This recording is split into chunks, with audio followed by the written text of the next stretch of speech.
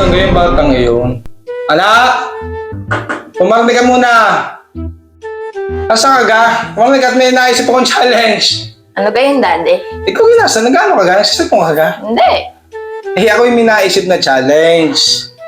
Pag nagawa mo ng tama rin challenge nare, yun na rin 500 nare. Plus, makakapag-cellphone ka pa. Oo, pakinig ka muna kasi. Pag nagawa mo ng tama rin challenge nare, yun na rin 500 nare, makakapag-cellphone ka pa. Ngayon, nilalagay ko ang 500 nare sa loob ng takip nare. Pag nakuha mo yung 500 na yan, hindi inaangkat ang takip nare. Iyon na ang 500 na yan. Sigurado ka, Daddy. Oo, naiintindihan mo kasi sabi ko. Baka pag aray nakuha ko, sabi mo dinadaya ko Hindi! ikaw. 500, Daddy. Nakapag-cellphone din.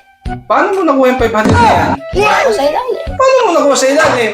Eh wala naman ali. 500, Daddy. Nakapag-cellphone na din ako. Ang dali mo ako doon.